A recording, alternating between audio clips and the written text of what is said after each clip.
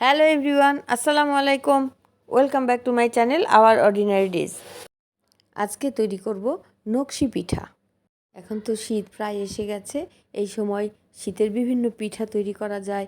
আজকে আমি নকশি পিঠা তৈরি করেছি। এই পিঠা আমি কিভাবে তৈরি করেছি এর সকল টিপস আমি এখানে বলে দিয়েছি। এখানে আমি মেজারমেন্ট কাপের 1.5 কাপ পানি নিয়েছি আর সামান্য পরিমাণে লবণ দিয়েছি। পানিটা ফুটে ওঠার পরে আমি এখানে মেজারমেন্ট কাপের 1 কাপ চালের গুঁড়া দিয়েছি। এই সময় চুলাটা কমায় দিয়েছি, তারপর একটা ঢাকনা দিয়ে ঢেকে রেখেছি 2 থেকে 3 মিনিট। এরপরে আমি ভালোভাবে নাড়া দিয়ে চালের গুঁড়া সিদ্ধ করে নিয়েছি। তারপর চুলাটা অফ করে দিয়ে আমি ঠান্ডা হওয়ার জন্য অপেক্ষা করব। ঢাকনা দিয়ে ঢেকে রেখেছি। চালের গুঁড়া সিদ্ধ করার পারফেক্ট নিয়ম হলো আমরা 1.5 কাপ পানি দিব আর ওই কাপেরই 1 কাপ চালের গুঁড়া দিব, তাহলে পারফেক্টভাবে চালের গুঁড়া সিদ্ধ করা হয়ে যায়। এখন আমি এগুলি ভালোভাবে মথে নিব। ভালোভাবে মথে নেওয়া হয়ে গেছে। এখন আমি একটা মোটা রুটি তৈরি করে নিব। মোটা রুটি তৈরি করার পরে আমি একটা ছোট্ট স্টিলের গ্লাস দিয়ে কেটে নিব, তাহলে সবগুলো পিঠা এক সাইজের হয় আর দেখতেও খুব ভালো লাগে। সবগুলো পিঠার শেপ কেটে নেওয়া হয়ে গেছে। এখন আমি একটা পিঠা নিয়ে নিলাম, তার উপরে একটু তেল লাগিয়ে নিলাম। যেগুলো দিয়ে ডিজাইন তৈরি করব সেগুলোতেও আমি তেল লাগিয়ে নিব। কাটারে ভালোভাবে তেল লাগানো হয়ে গেছে।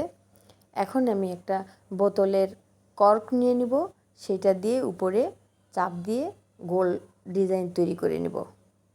এরপর একটা খেজুর কাটা দিয়ে আমি উপরে একটু ঘুরিয়ে ঘুরিয়ে ফুলের মতো তৈরি করে নেব।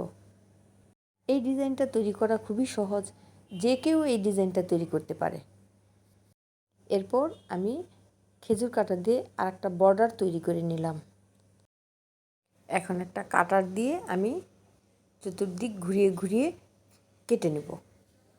এই ডিজাইনটা দেখতে ফুলের মতো মনে হয়। এই নকশি পিঠা আমরা বিভিন্ন উৎসবে তৈরি করতে পারি। হলুদের ডালা সাজাতে তৈরি করতে পারি। এই পিঠা তৈরি করতে বেশি উপকরণের প্রয়োজন হয় না, শুধু চালের গুঁড়া আর লবণ দিয়ে সিদ্ধ করে নিতে হয়। তারপরে আমরা ক্রিস্পি করে ভেজে নিব আর তারপরে গুড়ের শিরাতে ডুবাবো। নকশি পিঠা তৈরি করা হয়ে গেছে। এইভাবে আমি বাকি সব পিঠাগুলো তৈরি করে নেব।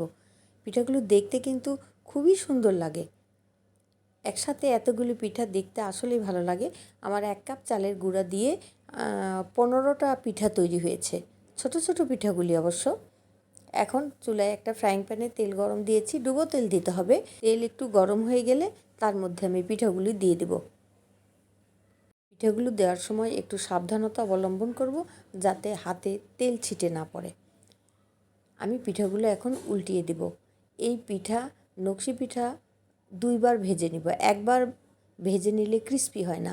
একবার হালকা করে ভেজে নিয়ে আমি উঠিয়ে রাখবো 2-3 ঘন্টার জন্য।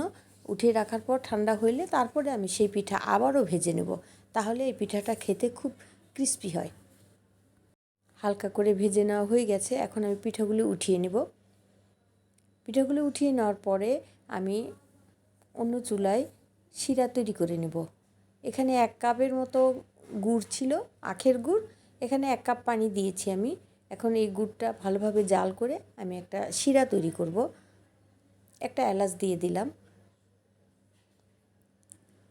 হাতে চাপ দিয়ে দেখব একটু একটু আঠা আঠা হইলেই আমি চুলাটা অফ করে দেব। একটু আঠা আঠা হবে, চিটচিটে ভাব হবে। এখন যে পিঠাগুলো উঠিয়ে রেখেছিলাম সেগুলো ঠান্ডা হয়ে গেছে। তারপরে আমি আবারও তেল গরম করে তার মধ্যে পিঠাগুলো দিয়ে দিলাম। নকশি পিঠার টিপসই হলো এটা 2 বার ভেজে নিতে হয়। এইভাবে ভেজে আমরা কৌটায় ভরে রেখে দিতে পারি। যখন মেহমান আসবে তখন আমরা শিরায় দিয়ে খেতে পারি, অথবা একবার ভেজেও আমরা এই পিঠা উঠিয়ে রাখতে পারি। যখন আমরা খাবো সেই সময় আবার ভেজে আমরা পরিবেশন করতে পারি। পিঠাগুলো ক্রিস্পি করে ভাজা হয়ে গেছে। এখন সবগুলো পিঠা আমি উঠিয়ে নেব। পিঠাগুলি উঠিয়ে নেওয়া হয়ে গেছে। আর এদিকে যে আমি গুড়ের শিরা করে রেখেছিলাম সেটা একটু ঠান্ডা হয়েছে, আর গরম পিঠা এর মধ্যে দিয়ে দেব। হয় শিরা অনেক গরম থাকতে হবে, পিঠা ঠান্ডা, অথবা শিরা একটু ঠান্ডা হবে, আর পিঠাটা ভাজার সঙ্গে সঙ্গে এই শিরার মধ্যে দিয়ে দিব, তাহলে রসটা ভিতরে ঢোকে। ভাজার পরে পিঠাগুলো গুড়ের শিরাতে দেওয়াতে আরও সুন্দর দেখাচ্ছে, লাল লাল মনে হচ্ছে। যে কোনো জিনিস আমরা যখন তৈরি করি সেটা দেখতে যদি সুন্দর হয় তাহলে নিজেরই খুব ভালো লাগে। পিঠাগুলো দেখতে অনেক সুন্দর হয়েছে। এরকম আমি 3 থেকে 4 মিনিট বা 5 মিনিট শিরার মধ্যে একটু নাড়াচাড়া করার পরে আমি এখন উঠিয়ে নিচ্ছি। ভিউয়ার্স, নকশি পিঠা তৈরি হয়ে গেছে। আমার এই নকশি পিঠা তৈরির রেসিপি যদি আপনাদের ভালো লাগে আপনারা কমেন্ট করে জানাতে পারেন। আর এই নকশি পিঠার ডিজাইনগুলো কেমন হয়েছে তাও আপনারা কমেন্ট করে জানাতে পারেন। সবগুলো নকশি পিঠা একরকম ডিজাইন হওয়াতে দেখতে আরও ভালো লাগছে। এই পিঠা বিকেলের স্ন্যাক্স হিসেবে খেতে পারি।